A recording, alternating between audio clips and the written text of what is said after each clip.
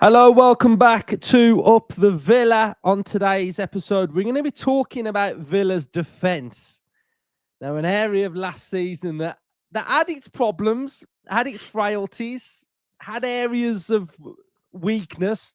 We're going to have an overview of Villa's defence, of what we need to improve on, the areas that we need to improve on. We're then going to have a little discussion about Pau, especially, and Konsa and Matson and Cash, etc.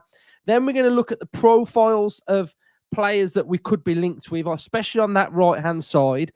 We've got our three attributes that me and Earl have both picked that are very important to recruiting a new defender. We're going to show you what names pop up. And I think that's it. I think that's everything. Earl, how are you? Yeah, doing very well. Big win for England under 21, so I'm representing today. Yeah, he's that Villa top didn't stay on for long, did it? And now he's back on his England one. But right, so a massive area, Earl, last season that coincided with us conceding a lot of goals, and it needs to be spoken about. We are going to be recruiting, I think, heavily this window, especially in the defence. I think every Villa fan will say we need a right back. We can't leave Konsa on his own, so we need another right-sided centre-half. Mings has signed a new deal. Left side looks good. Matson looks locked in. Digne, is he staying? Is he going? We don't know. So a big part of Villa's recruitment will be on this defence. So first of all, what do you think was the main issue last season with our defence? Because it's important that we get this right and we've got a rock solid defence next season. Yeah, 100%. There was, a spell during the season where just couldn't keep a clean sheet to save our lives, could we? It was getting quite frustrating at times, but yeah, I think there are a few things specifically. I think there was definitely a run of games where it seemed like we were getting done on the counter. Every game it seemed like. So I think that's one area, and then another area is kind of the box defending. I think we didn't concede too many from set pieces, but defending those crosses from open play, I think that caused us a lot of issues. Well, it did. And, he's last season and we kind of want to park it and forget about it and move on. But as you're talking, things just keep coming back into my head now. First shot on target in the back of the net over, it must have been over 15 times that happened last season. But then you look at the defense and go, set pieces, corners, free kicks, throw-ins, very solid, hardly conceded any goals. One of the best teams in the league at defending set pieces. So when you merge the two together, it's like, well, it can defend. And then at times we'll keep a clean sheet and it can defend. But then other times we just lose our way a little bit. And, some of the issues that I've got written down here now is that we're a bit too individual within our whole makeup of our defense. I think I look at certain profiles of players and I go, Ezra Konsa, really like him, great on the ball, reads the game really well, recovery's very good, 1v1 defending very good.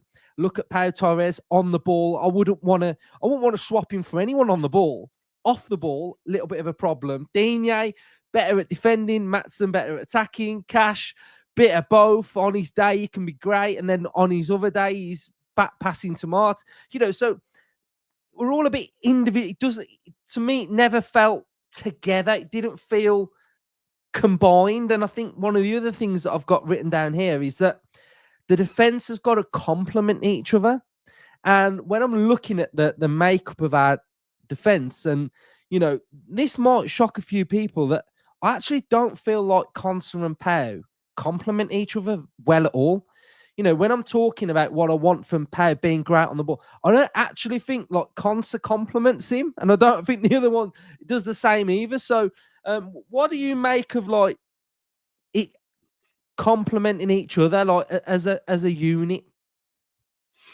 Yeah, I think to that point, I think if you look at FB Ref or any of these kind of sites that will compare players, I think you'll probably find that Konsa and Pau Torres are probably quite similar. They'll probably be listed as similar players. And when you talk about complementing, you probably want, if you've got one player who's maybe not so good at some things, you want a person next to them who is, maybe good at them things, and then can cover their weaknesses. So I think when we talk about complementing, I think that's what we're talking about. Someone who can maybe hide or complement the other person's weaknesses. Because why I think this is the fact that it gets branded around quite a lot that Pau can't defend, right? I believe he can defend, but I think I'll agree with a lot of people that his weakness is that he's not a rough and tumble defender, is he? If you compare him to sort of, say, Milenkovic at Nottingham Forest, who heads everything away, mops, he's so aggressive. You can't compare those two because they're not those sort of players. So when I'm thinking about complimenting, I'm not saying we've got to get rid of Ezri Konsa, but for example, if we had Milenkovic next to Pau Torres, I actually feel like what you sort of said, that complement each other more, because what Milenkovic will do will sort of like negate what Pau doesn't, and the two work in unison, really. Whereas I think at the minute we've got that little bit sort of like an unbalance, really. And then you sort of add Matson to the next side of Pau, who isn't really a top defender either.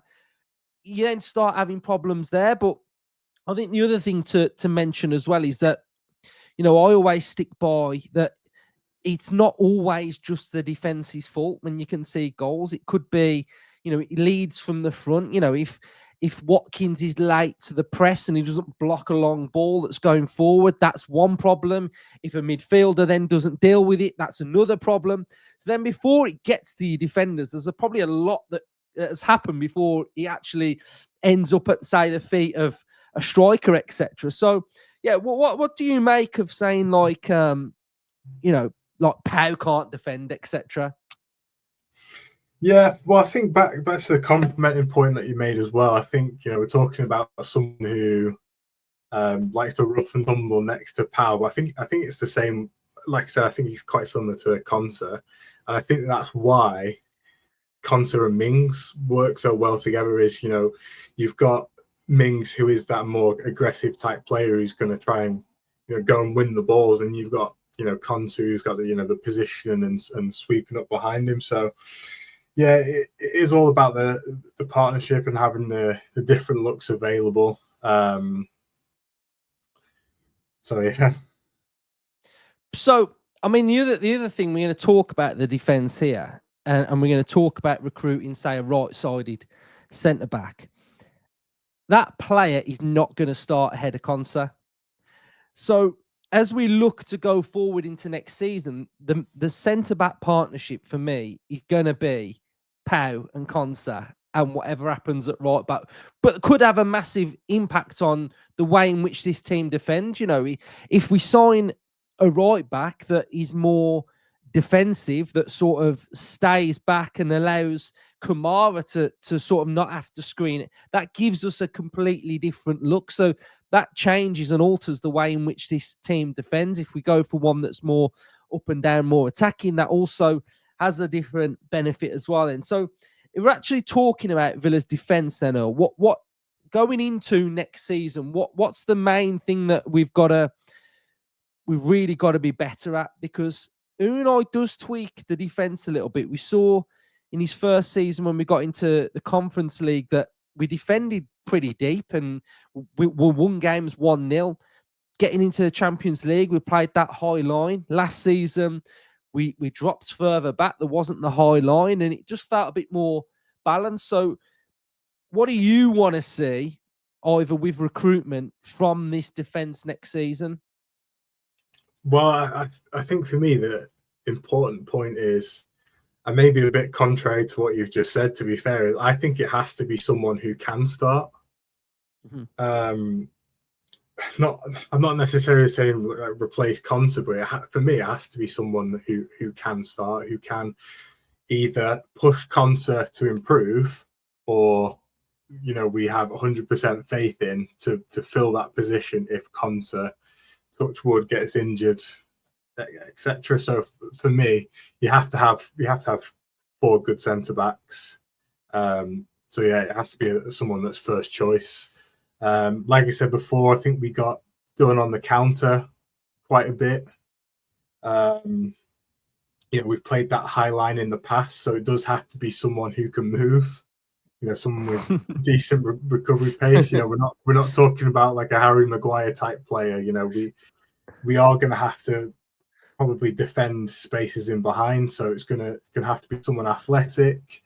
And then I think in order to be in an Embry team, you have to be able to pass the ball as well. So I think whoever comes in has to have at least some level of ability on the ball, where they're comfortable passing and dribbling as well. Going back to the high line that we had when we qualified for the Champions League, would you like to see that come back slightly, or are you more comfortable with the way in which we sort of set up last season? Maybe not every game, maybe not for 90 minutes a game, but I think there are definitely periods in a game or certain games where it's a good way to change things up. I think one of the reasons why that high line and the offside trap was so effective was because kind of no one had seen an offside trap before, but it was kind of maybe no one had seen it from us before. No one kind of expected it. No one planned for it, and it worked quite well. Maybe it got found out a little bit, but just having the option to throw it in there for periods in a game or certain games, I think is very useful. I feel like it enabled us to have a little bit more unison with our 4. I think I remember going back and watching Unai, and he did this interview on Europa Conference League before a game, and you remember that one when he was talking and there was the line and he was like, mistake, he's not looking at the next player. And I actually felt like it allowed us to sort of concentrate more, because they knew how integral it was to staying in that line. I feel like last year, the few moments, like he started to creep in, like back post goals, back post runners coming off us. And I felt like when we had that high line, I do feel like we was a little bit more honed in. I felt like we defended better.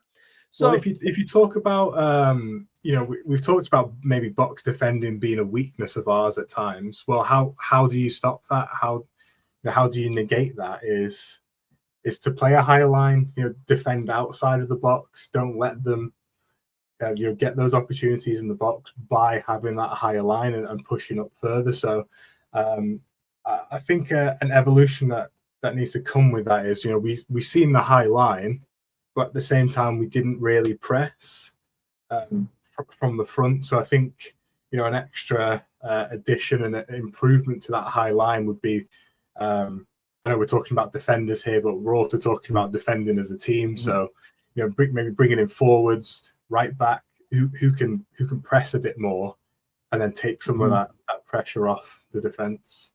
Yeah, definitely.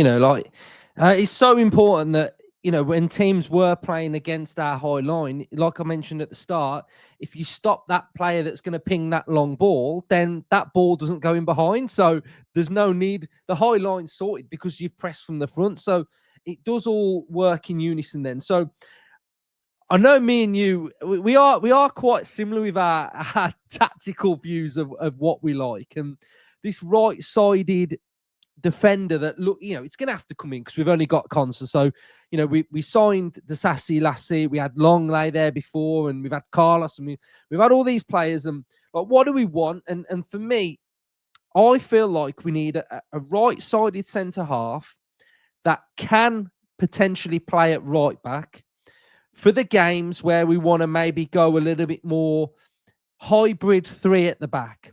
And what that will allow is it'll mean that Kamara doesn't necessarily have to sort of screen Pau and Konsa as such, because we'll have 3 defenders back there anyway.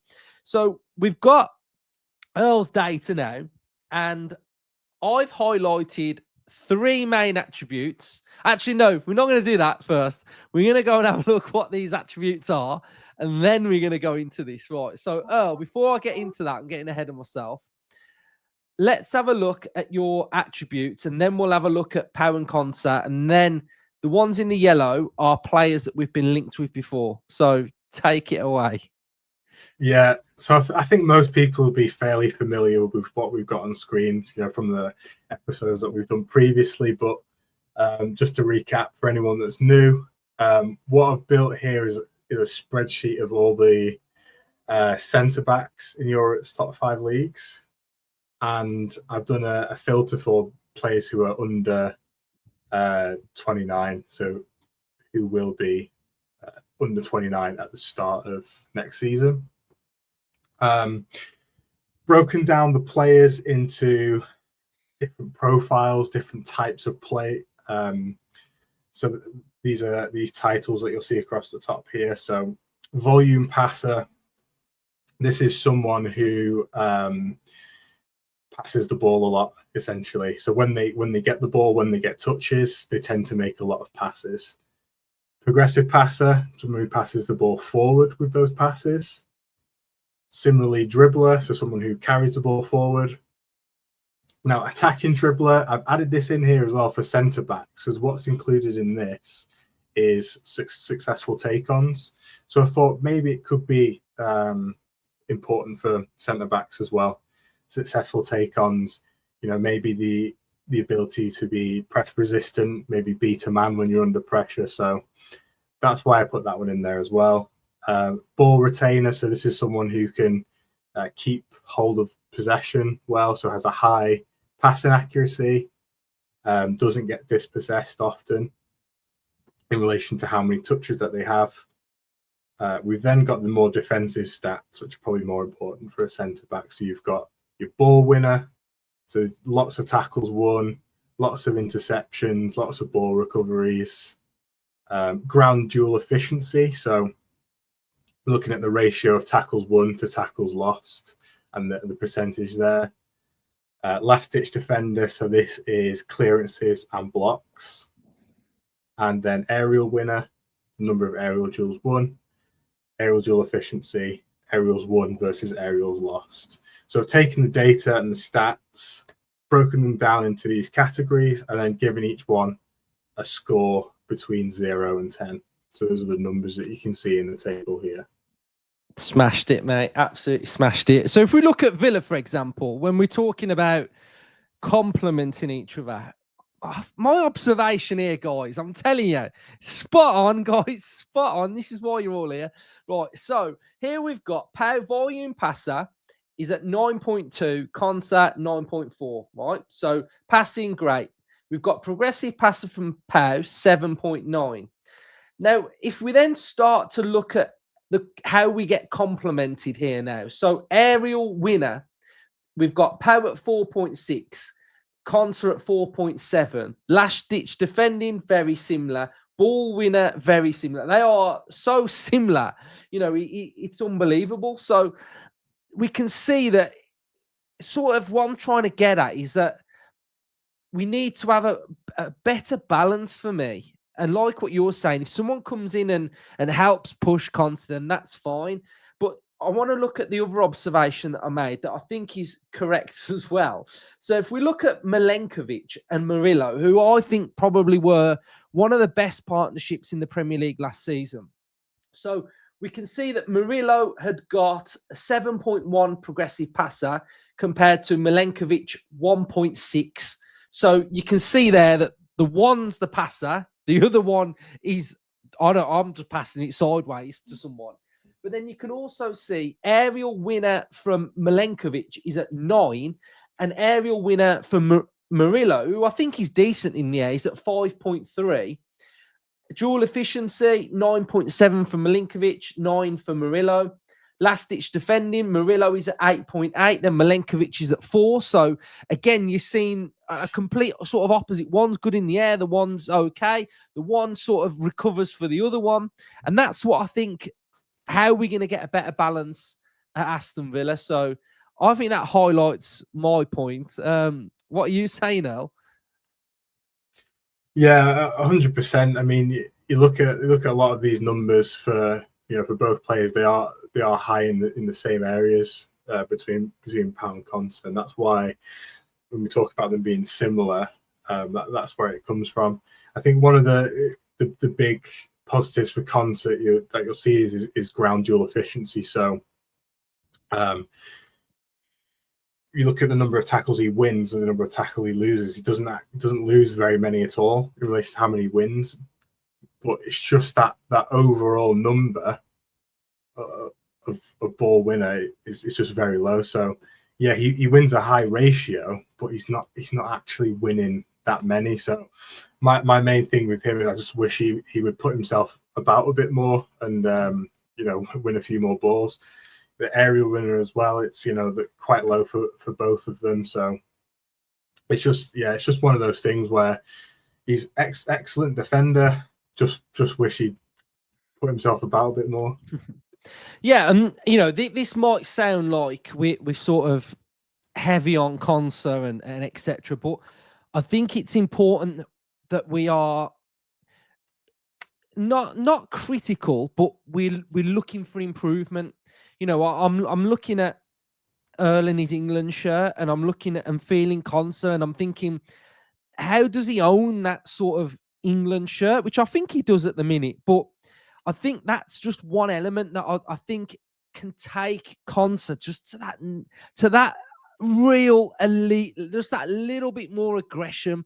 And I think it shows towards the end of the season that I think it was like game week 35 when Konsa got his first yellow card of the season. And I'm like, a centre-back game week, get a few more, like just give someone a bit of a nudge or just make yourself be there, get a header in there, be a bit more aggressive. And I just think that's something that he could really add to his game that will just make him completely elite. So me and Earl, we've picked 3 categories that we both want to see from all of the metrics that you saw from the top. So my 3 were focusing on attributes that I think I want to see brought to Aston Villa. So I've gone for ground duel efficiency, aerial winner, and last ditch. I think those are my 3 that I think are very, very important. So within those 3, Earl, what's our list looking like? Should we do 4? Go on then, do 4. What was my 4th one? What is your 4th one? I don't know. What was it? Oh, well, I went progressive passer, didn't I? Progressive I did passer, 4. okay. That was it. Yeah. There you go. Okay, right. So, right. Don't call me Monchi, guys. Don't call me Monchi. But what we like to see is within these metrics, what's Monchi finding? And you'll see there in the yellow, Eric Garcia, Barcelona, a player that we've been linked with in the past. You've also got Kevin Danso in there as well.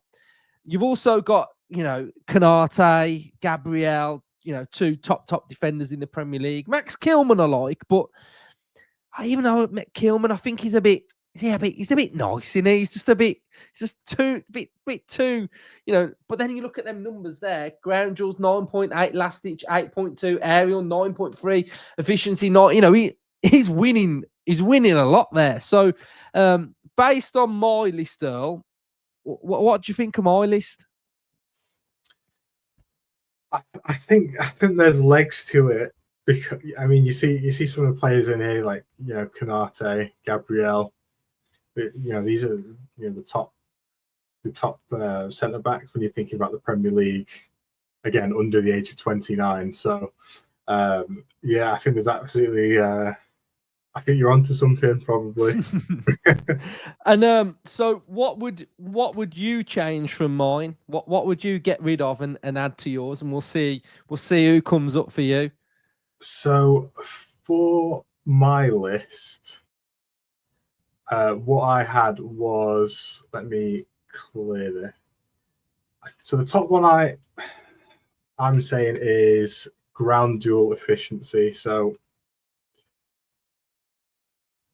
we need a player, like we say, who wins more tackles than they loses, essentially. So I think that's the top thing for me. But again, like I was saying before, just need someone who's going to put themselves about a bit more. So I'm going to go for ball winner, someone who wins lots of tackles, lots of interceptions, ball recoveries, aggressive, winning the ball back. So those are my top two. 3, I'm going to say aerial winner.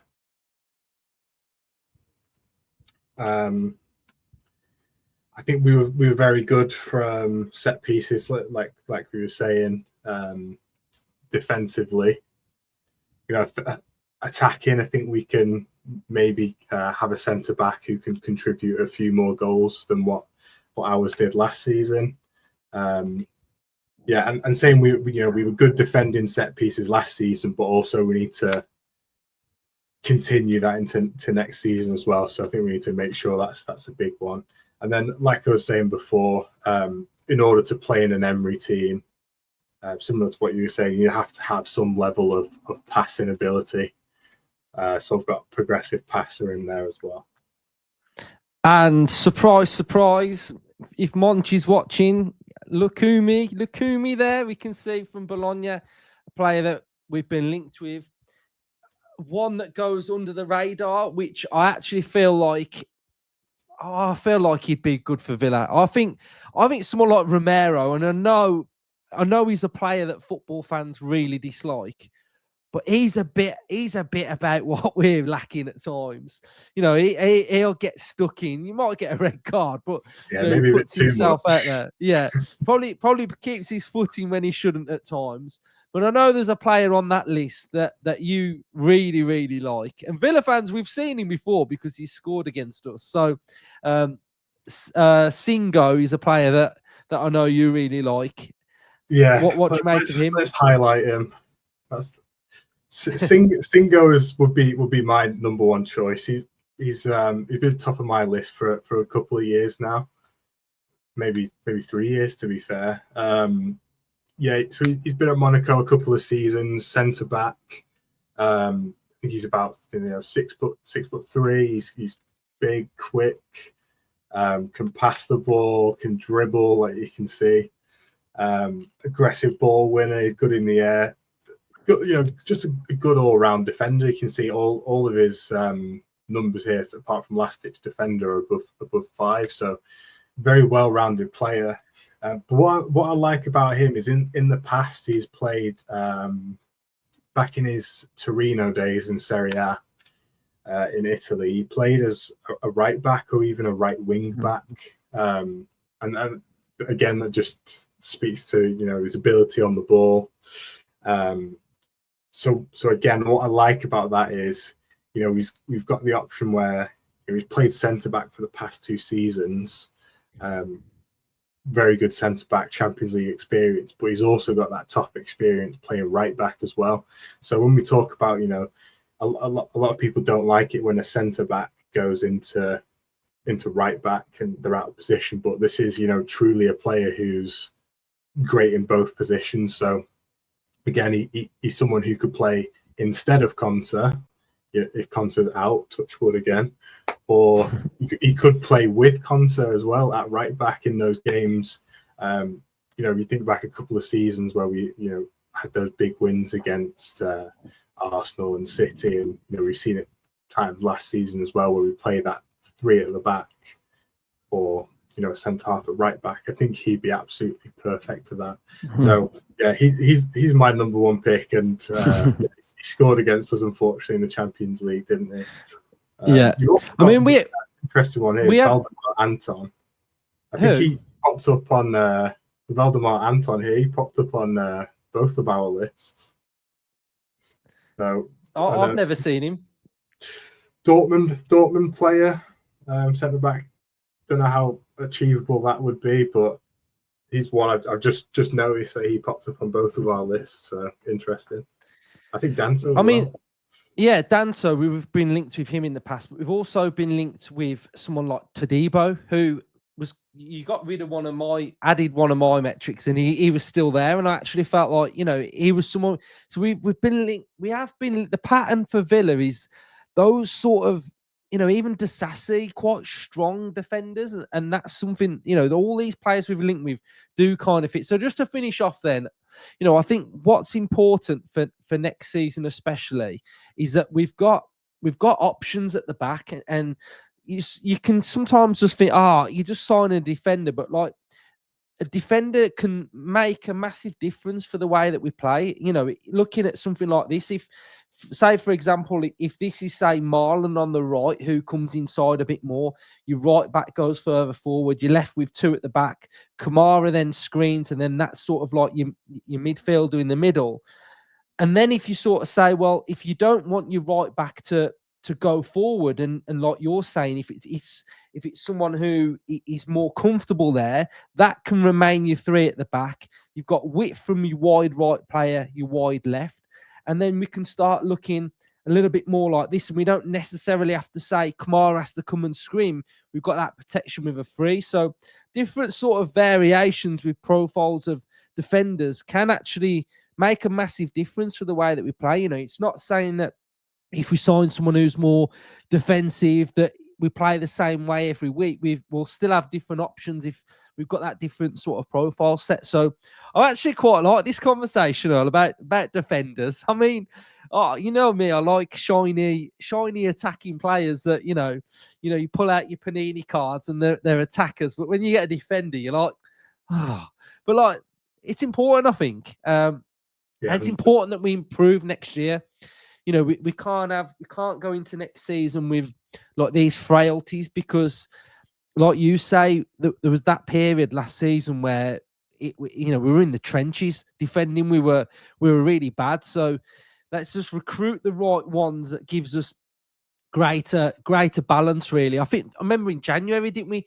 We got rid of Carlos early, and then we didn't have anyone on that right side, did we? And then we got Disasi late on, and it was like Bogard goes in there, come on, and it's like, we can't have that Kamara, again. yeah.